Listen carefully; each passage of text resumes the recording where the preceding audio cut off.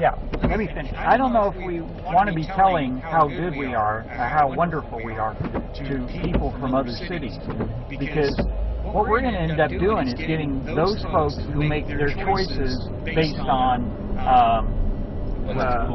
what's cool, trendy people. Do we want to be another Seattle? Do we want to be Portland? Well, I wouldn't mind a coffee house like Seattle.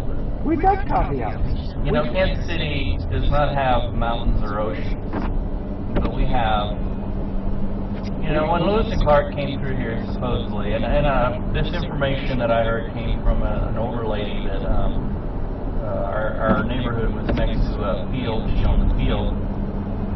We went and visited her, and she was probably like 80 years old back in 1978. And she told us that when Lewis and Clark came through here, they called this area the Garden of Eden. No kidding. Yeah. So take that for what it is. It's very pretty here, especially in the springtime. Very beautiful indeed. In the winters, I can leave winters, but I can't. But you know, when it snows, it's really pretty here too. I don't like winters because as an urban individual, I feel impaired by them, and it limits my social activity. Here's my old place where I used to live until recently. Oh, and look, there's the landlord there. I should say slumlord. And I have completely moved out of that place, so I'm out. And literally water was coming through the ceiling. The electrics didn't work. The gas lines were goofed up. It was about as discombobulated as a building could be. And by the way, building inspectors and the fire department had come in during the summertime and all declared it unfit. So I'm just glad to be out of it. I'm now aiming all my arrows for the northeast neighborhood, which is where a lot of the young artists are now settling. And me being a young artist, I should relocate there myself. Okay, now we're going by the Ritchie Tower once again, over on the left.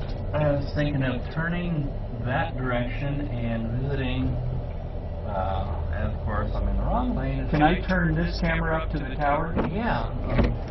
Going up to the big tower. Does that get it in view? Yeah. Let's headroom. All right. There's the Ritchie Tower. The show where the guests can run the camera. And I don't know if you had heard. Turn those windshield wipers on. Previously, I stated that that was the tallest man-made structure in the world until the Kennedy Space Center was built in the late it was built in the late 60s when Kennedy Space Center was built. But isn't that the freakiest, coolest thing? To me, that's Kansas City's largest. I'm sorry, I'm going to turn these wipers on so that that's all right. It's a marvelous piece of work there. I do have them minimized. I used to know the guy who was the maintenance man, and all he did was change light bulbs. And that's back when... And that's believable. Yeah, that'd be about 5-6 years ago. That'd be back when the lights all worked. I don't know if you've seen the tower recently, but it's only a pale, stuttering shadow of the way it used to be. Those lights are expensive, and they only need the ones at the top and like each segment. They don't need all those lights. Yeah, all it really needs is strobes. But I tell you, it's the tower of light concept that makes it especially valuable to me as a visual landmark. Yeah. When I have out-of-towners or people who are unfamiliar with the city, even who live here and don't know where to go, look for that tower. I tell them to look for the tower, head for the tower, go to the light, and believe me, we've done a lot of microwave shots, and I've had to set up the microwave truck. And you know, our tower is over that way. Your tower's straight on so down. we can find it by looking for this tower, and you can literally see the tower for miles. And so we use that as our landmark. I think everyone has heard about the ice falling off of the top of the tower and how you do not... Well, it is true. Yeah, they have to close the street down. Yeah, whenever we have ice. In the neighborhood nearby, when a piece of ice comes off of that tower that's been frozen for a while, I can tell you that the ice is as big as a Volkswagen. Yeah, it's punched holes in people's roofs. And this building underneath is a PBS station. can imagine it can be pretty loud in there when the ice falls down. Okay, that's got to be the coolest video shot of this whole episode, right there. All right, my friends, and you'll notice how the streets are now getting glossy and slick. Oh yeah, the advantages of winter time. We all love winter. Yeah, so that's where I dislike the winter because of the lack of light. I'm as a young man, I grew up in, well, spent my young adulthood in Phoenix, Arizona.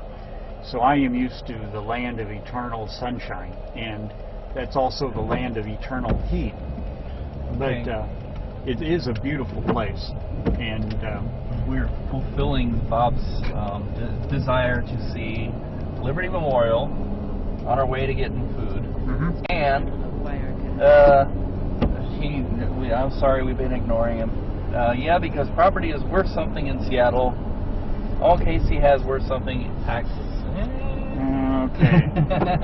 All right. Now you're going to get me going on public policy. Hard taxes. Okay, I'm going to film while we're going here. I'm going to give you a Liberty Memorial. Will it show up if I get over Actually, there? what I was going to do is drive through the loop so you can get a good view of, perfect. of the memorial. There's the Federal Reserve, our new Federal Reserve. Federal Reserve Building. There's only 6 in the U.S., and that's one of them. They have a great art collection, by the way. That particular... Oh, we're passing by your... Tensegrity. Tensegrity. I don't know if people can see that so well. Okay. Tensegrity is on our right side. It's really hard to make out. Well, there she is. You can probably zoom in on it if you want. Try and stay here. Yeah, there it is.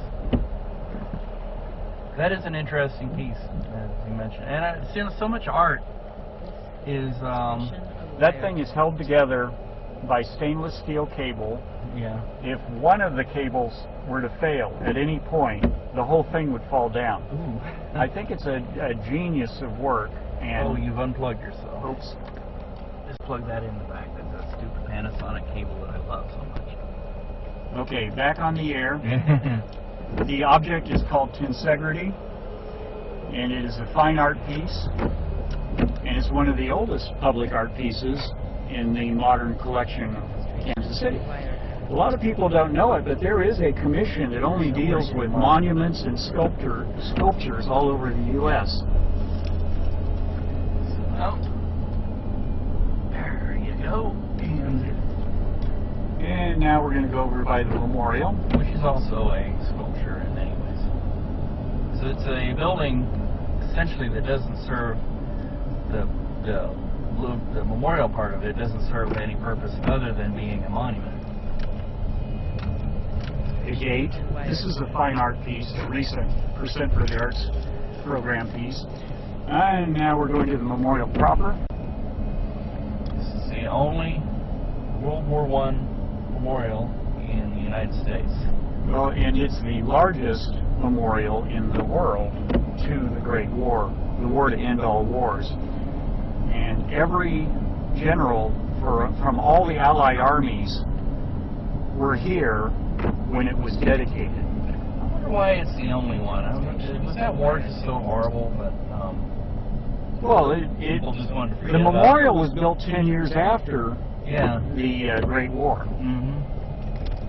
1927 is when it opened.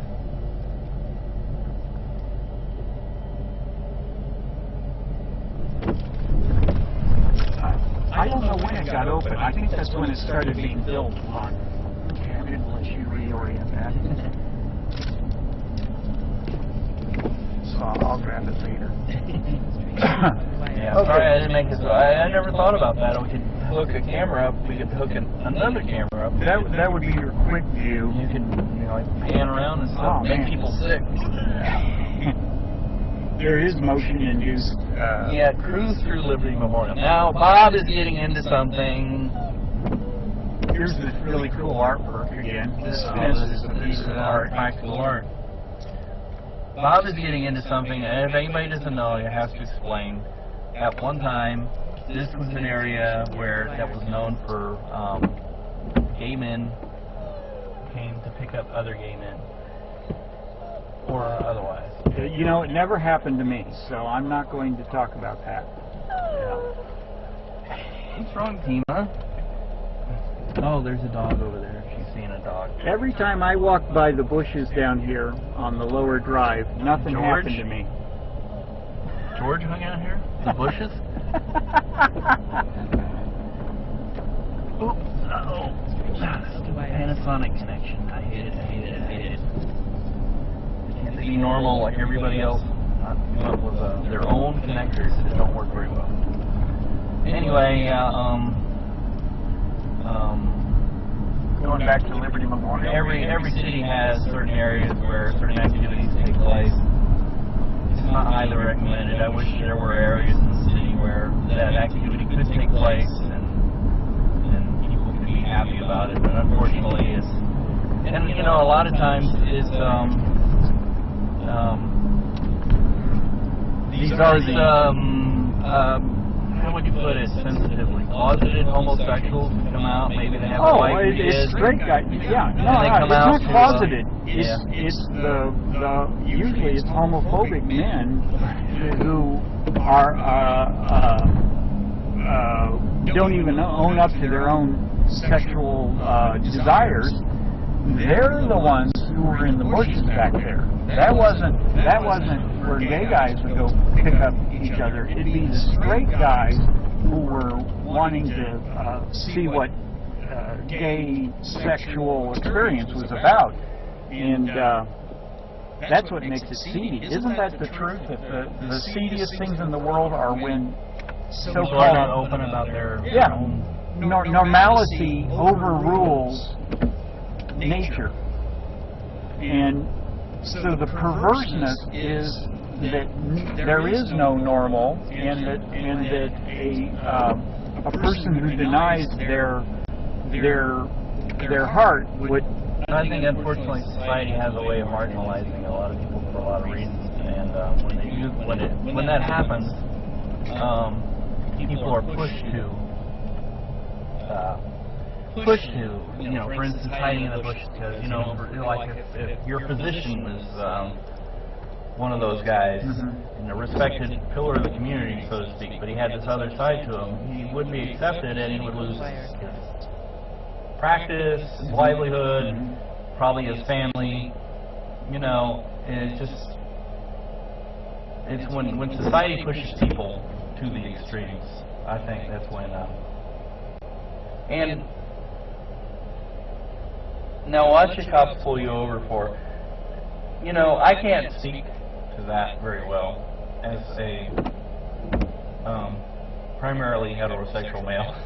I can't speak to that very well, though my friend Bob could probably talk more. Is that what society has done? Just put the tape over your mouth. You did that to yourself. They got the Andy Warhol display going on at Union Station.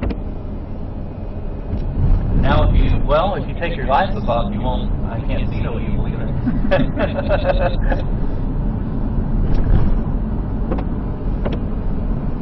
Now we're cruising into Kansas City downtown.